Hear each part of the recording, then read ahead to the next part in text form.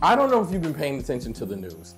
Volatility and whiplash on Wall Street amid deepening economic uncertainty and growing global anxiety. The market found it was a rumor and then promptly turned in the absolute opposite direction.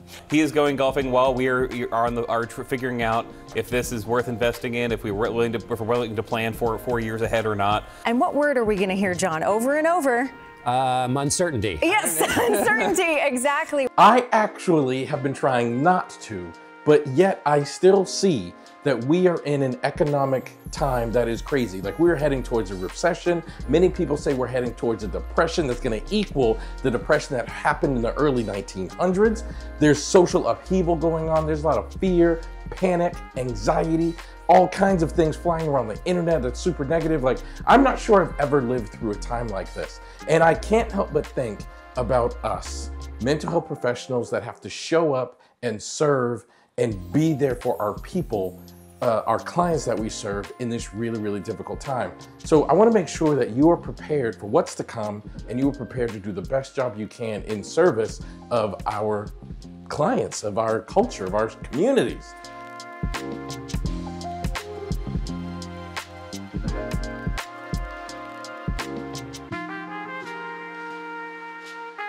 So here's what I'm thinking about. I remember the last time it felt even close to this was in 2008. I had recently graduated from graduate school and I worked at an agency for about 1.5 years. And then in the summer of 2008, I decided to open my private practice, and I got with a woman. We were gonna split the rent on this office, and we moved into that office in August of 2008. I was so excited and I was so pumped and I was ready to go. And then in September of 2008, we hit a recession. It was the first dip of the housing crash, triple dip recession, and people were panicking, man. Like, people were going nuts. And I remember, and even me, like, I was super afraid, like, what's gonna happen to my practice? Are clients gonna show up? Are clients gonna be there for appointments? Are clients going to need our services? And living through that, I realized two really important things. And these two things are gonna help you in the current environment we're going through now. Number one is people need us even more now than they do when things are much more clear and much more safe. I feared at that time that therapy was kind of a luxury and people would not want to benefit from the luxury, but I actually think people realize the importance of therapy, and when they get stressed, angst, and fearful, they actually needed what we do even more in that environment. Number two, I realized I had to take care of myself as well as I was in service of other people. I realized it was important that I practice self-care. And when I say self-care, I want to be very clear about this. I don't mean take a vacation to the Himalayan mountains or take that trip to Disney World. I literally mean, like, when I got home from work, I would like play a video game, or I would take a walk. There's a lake near my house and I would go to this lake and just sit in peace. I really honestly just wanted to focus on myself and make sure that I was rejuvenated in a good place to show up during really stressful and strenuous times. Very, very often we have this thing called residual trauma, which basically means when your client comes into your office and they're experiencing trauma, like, you will wear the symptoms.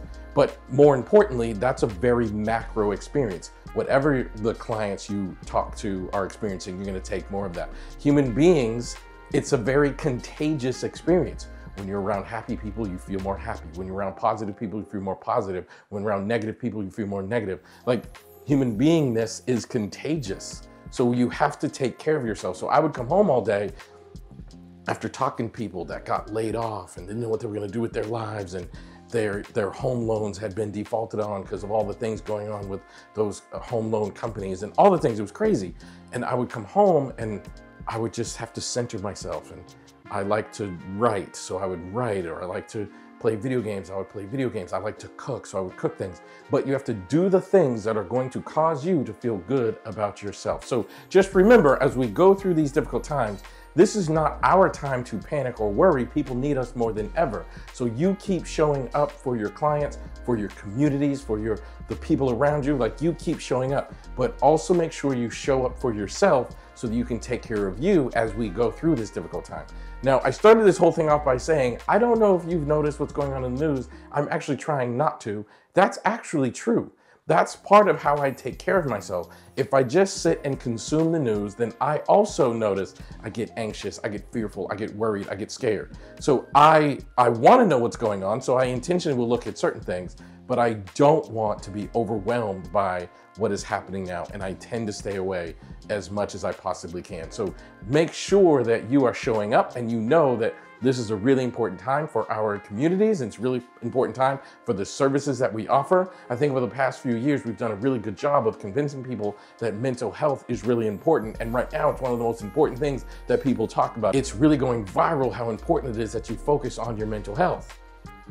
I think we've done a good job and gotten the message out. And as a consequence of that, I no longer think people treat it like a luxury. I think people understand that they need us.